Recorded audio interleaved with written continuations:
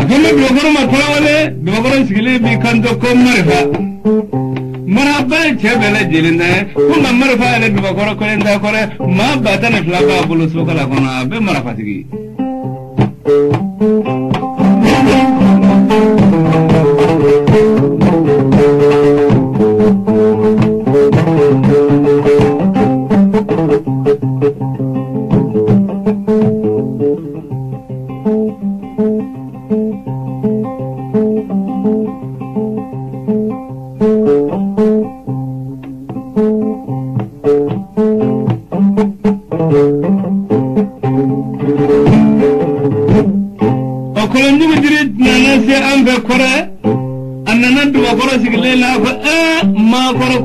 ma faduga ndari kachifo fama shekora ma tigiko mananga fi ika nyesigi kalo sabane ngalengo konyo muso bina nyada chesuka oduba goro fana kon ndabasiye ne sigimbene nyew so sigimbene wele tay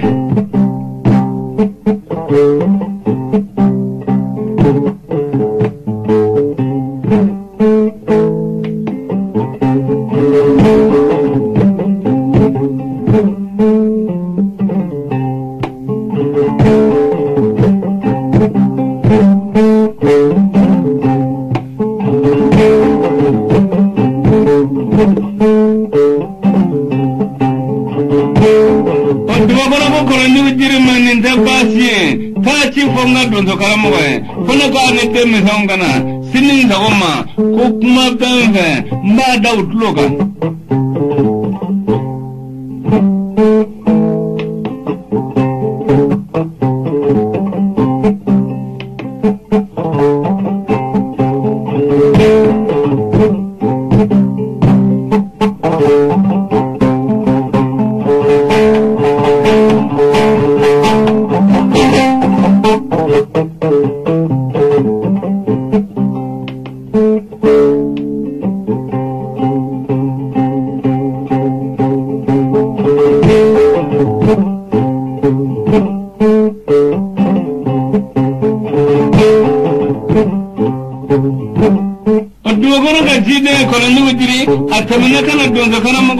la ka dukana ma laga sarafe akoche mugo borinyana dubakoro ko ini dem jonga na sinin saboma kuma bafe aba dautloka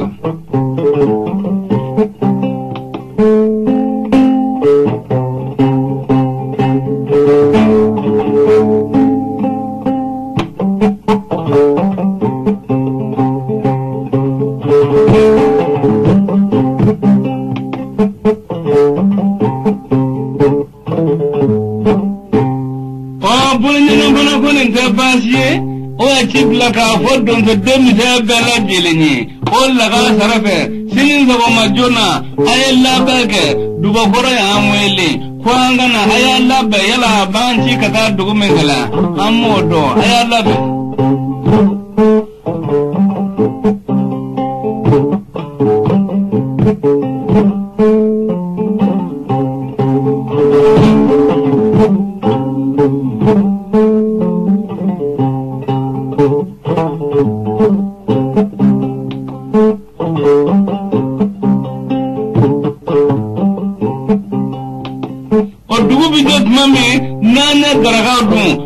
donzo kamale ma batana fly anya donzo masiruta donzo dem zabe anda ya gabola kulusi adloki kongorom bambla kangolom nene vla tara tenala kannega dem laboro blo kamugo boro blo kasige garna blo kafalo wala diruba ka kanje hiri donzo dem zabe agete kannega dem laboro blo kamugo boro blo ka be baratu ka kodo gunga ngametlo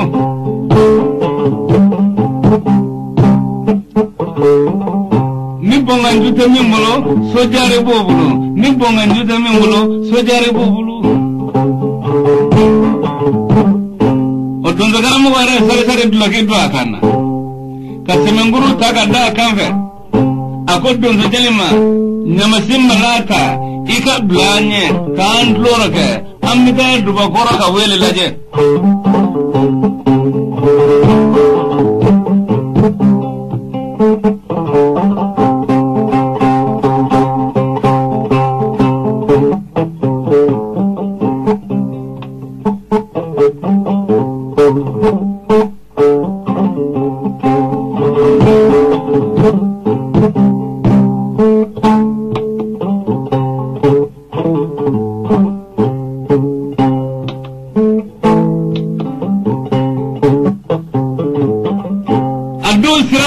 lemana bolomolo ni du odo sagomana du konona la blara ando zonye ma batare fla ando na nyane komi konongise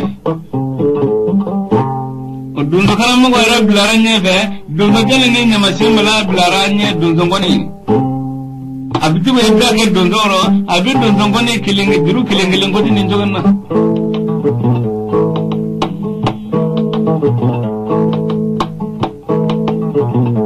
akambe donzo ma duguma ala fe malne kulu kanya jugu mega blanga kono sangali matu kasu mina doje ko kana bonda kile mina doje ko ulatle ga kulu kumani je kumbe ga to sumale no na sumale no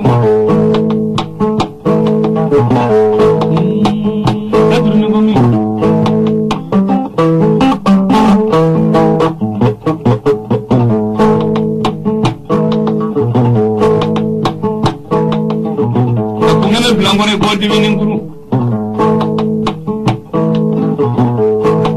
ka kukere blangone ko furana njiri ambolo bla jole kene ko muru feble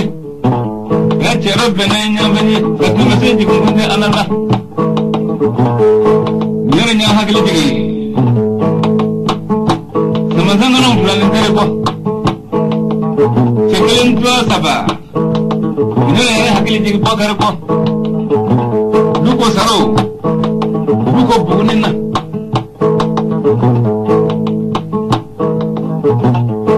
bakar ne dunut nuna saro ne dunut nuna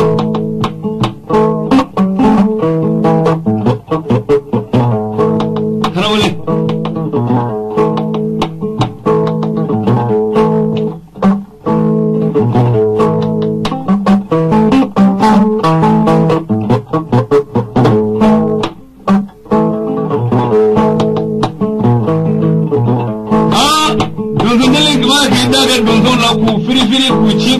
ko mekini kanzugu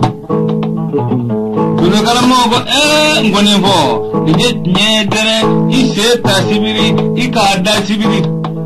ikana gasa gasa ma ikana biribiri ma ise kanatu munin jinswa gungurun jinswa satici ngoson nyaratici wa bunda ni tiji wa hal dimmo ma sigi farila ma fa ne koratu ye ise tasibiri ka da sibiri ikana tongone duma ka temanga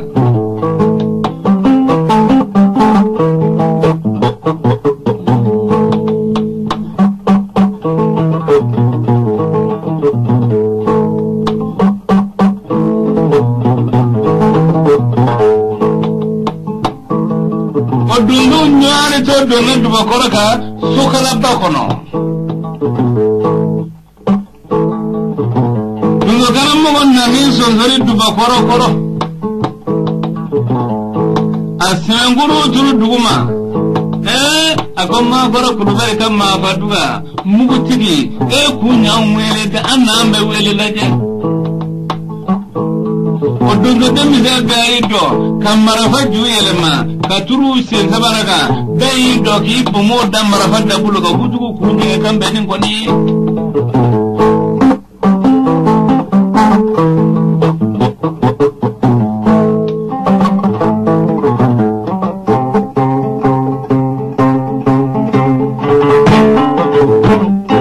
odwa koro kodde misal min tabashi wele kun fo ye folo ay to ngandale nawla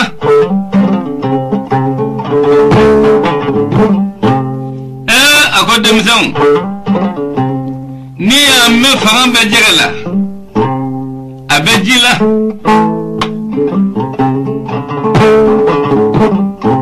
demizan ni amme ci babi donita nyuma mala de edemizan ni amme na ga fini ke ben dona inyamba nyoni mala odemizon sete sesa la borni ese pasala o basa ese didela a dide fana se la borni fala de demizon sete sesa demizon nedu bokoro tambe kala jugu tiga segu banye chibla kata fo segu famai ngomu so bokoro nya furusiri ni mai ga muso bokoro furusiri iba masuru blakata o ne fama muso masuru blakata dama ngonya furusiri demizon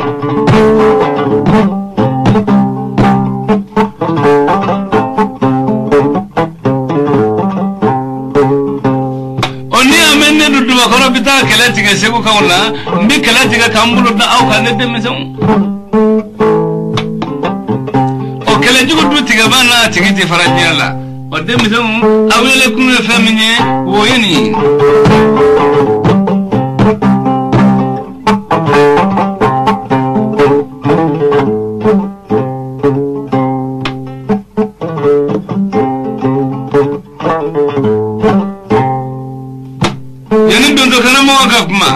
kamalenya gelembe uludole ko karamogo ninjabi amilla ajabi angonona ajabi ansagola kanato anga nimisi akuma jabi kanato anga nimisi jabi ko fade ajabi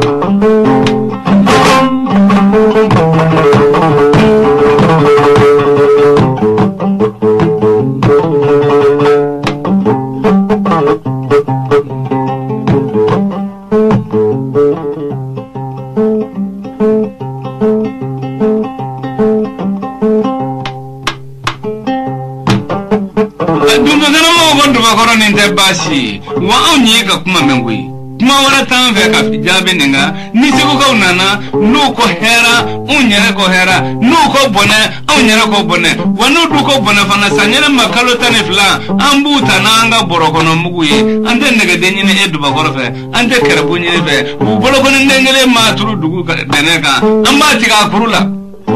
dem so fadra aw ko tugodi ambela jerengo oho karamogo iya angono fo karamogo iya ansago fo karamogo iya amiri fo ay to anda ni de ku sebeba siku ka ubona ni de uti songana bi anga dugo kono de ay to anda ta ku sebete antarina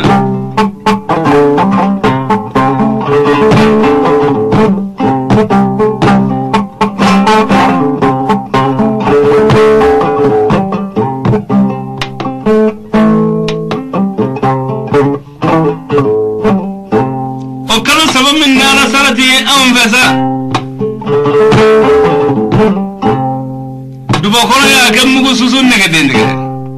da ya ke mugu susu nege dendige e donzo era fana ya ke mugu susu nege dendige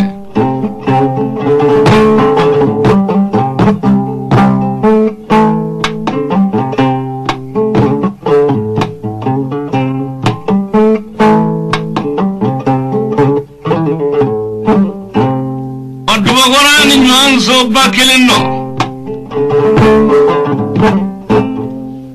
misi wolo da kono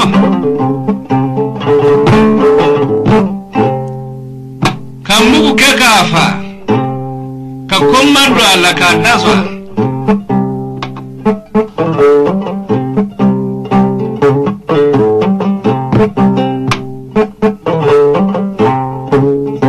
kanin yan so ba kelendo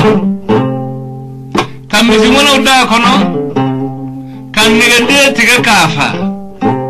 ka komando ala ka daswa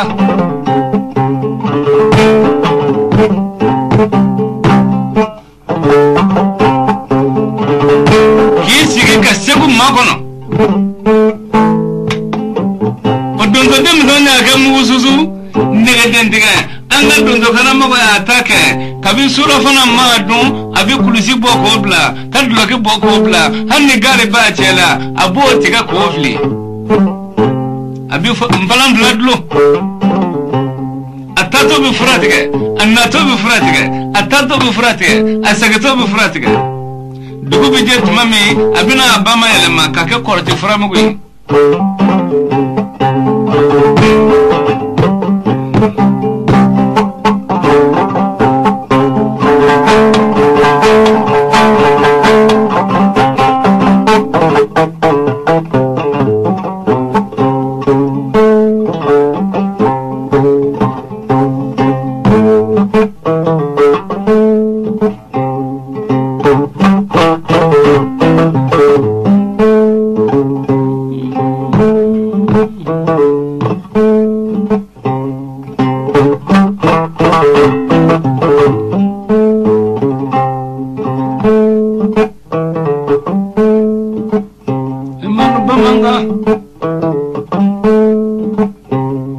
nyande kurosewa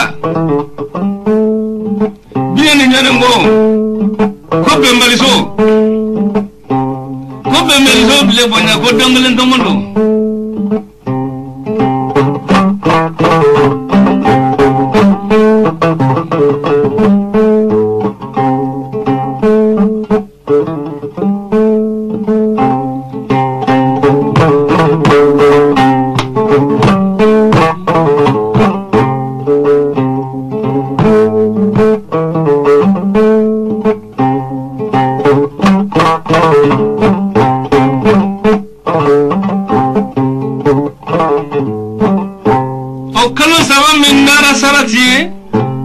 nikalo saben demena annani na blara kana ka orami daya kamalenche siri kabam fesi koro kogana fodu ba korai ningalo mindo lemme ajuma folo konya muso bijigi dugu so kanaga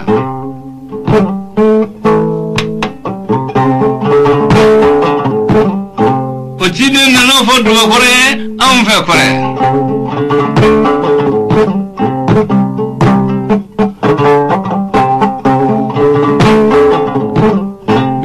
de basi insigin menai ondura mimbe nani ga kokusi nati jarabe misumuzula ondura nanga ma kontege na be santani durula na balu nemba be kabla de dubakoro ya kemenane tumunga bla kukunye de unga jenezo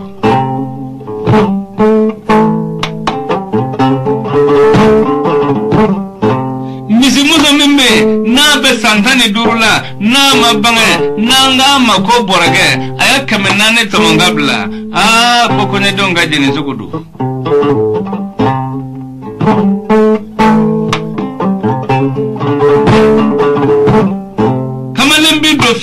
Bila mingona kisigi aya kemenane fa duloji la kabla kukunye de unga mini jidu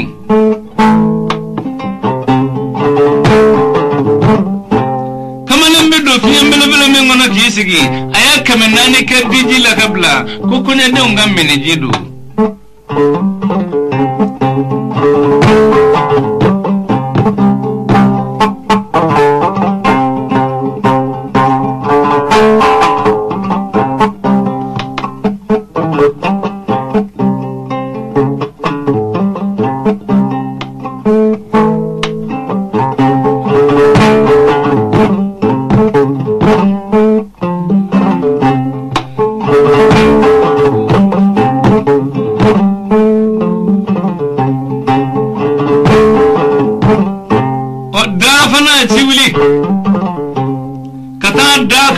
tumutuye fla koroboro bena burudame ku kana kale dafuru sileme ko kanyo katabla kore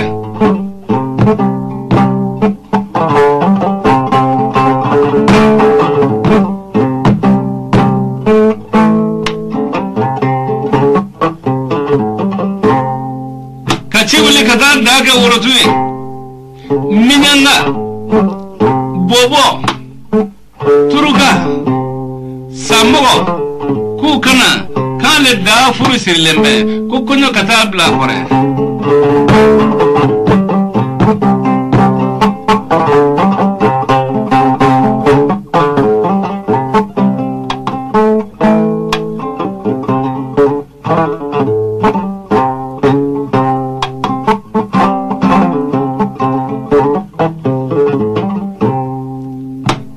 chibuli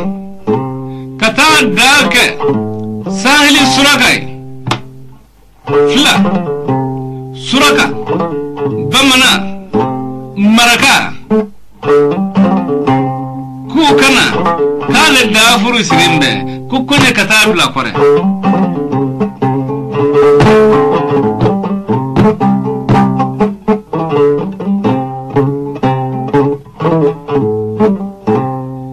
Okachiwili kazan dage mandem borosa banai maninga efla bamana maraka soso kono bete okamela jelengana kale dafuru sirenme kukuno katabla kore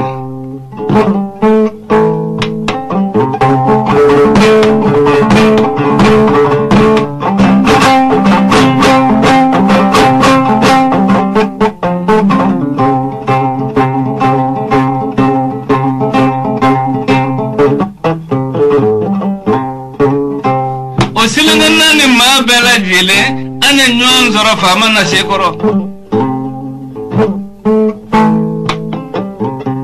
ane kelela be shekoro ntene amina ta kore o da yere na kita kalaga baka jonge cheworo dona koro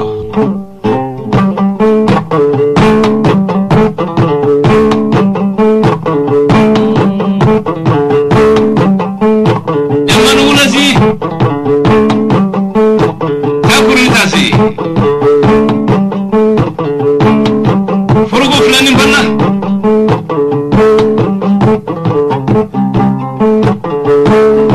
nje ninje wale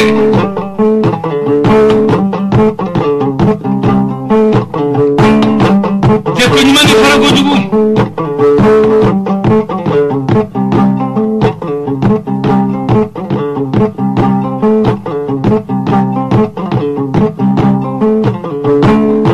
kasira black ikale nganyafe emanu ulasi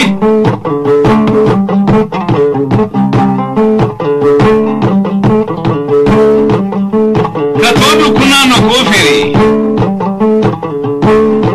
forgo fulani bana sabara sengele ni weta dum njeni tewara na karni kitaba koromani ni domo kono ngane subani kanebi zuzuli marakata makinaki fotoke dalanyana manu ulasi yani korajugu mafanye jugu tisunana kabaku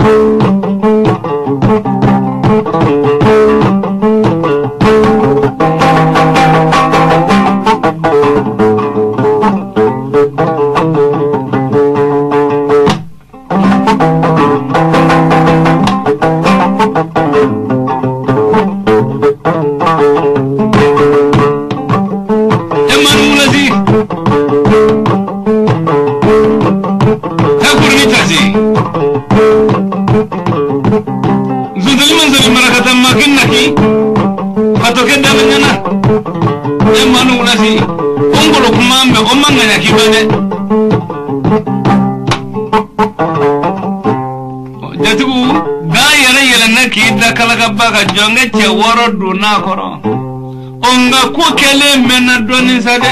che koro ba na le mena nan hakili ku yarasa o kele dum ulu jadi tangono ngamne bulu fendalawe ulu be jadi bengono de sabula kene sizanje akacha sande bene tanyi o yado ni mado bi che koro ba bina I hakili bigiri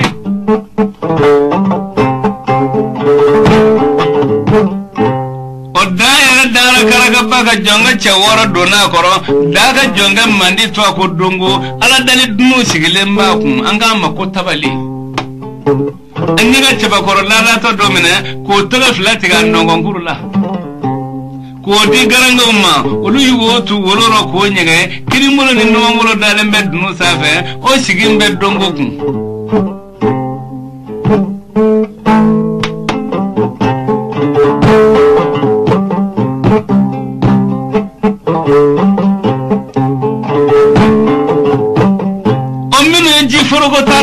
nantu jati kele dewno fango jiforogo talaw che ba saba uti jati kele dewno dengo nu kamara fawdu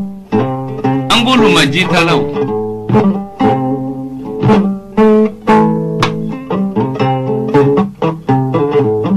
mine basi forogo talaw nantu jati kele dewno fango basi forogo talaw che ba nani uti jati kele dewno dengo fananu kamara fawdu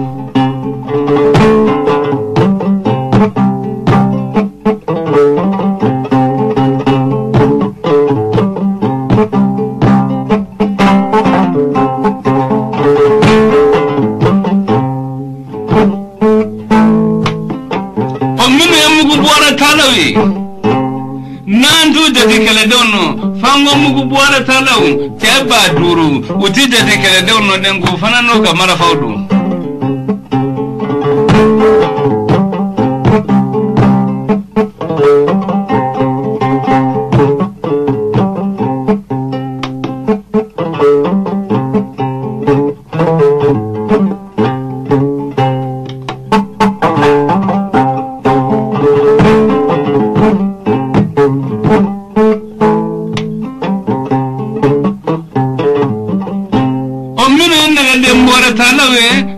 nandu jati kele dewno fango nega demora talaw uti jati kele dewno de olu nega demora talaw cheba woro uti jati kele dewno de ngo fanano ka marfawdu onunu nyebulo fendalawe na hakili toro olu jati go nga kele demma tosa sutigi ni senama otunga chakoju onga dara kala kaza cheworo dona koro dongoni nunzuru blale mbanye o anjeli kamano unin tama aunda lembe daka o tonyo ni suburu ni dalemba unga donganti u dalembe tonyonga jiforogo tala u dalembuluka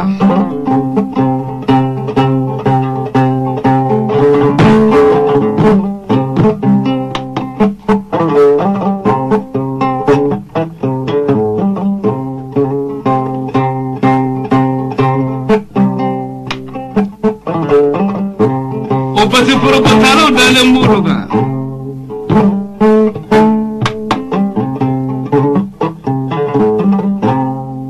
nene demboro tala u dalembuluka ekele demma tosa sotigi ni senama antone menwane komi konangise sira misane ngoti lebo sira bakot lemana amulina sie korontene ambita kore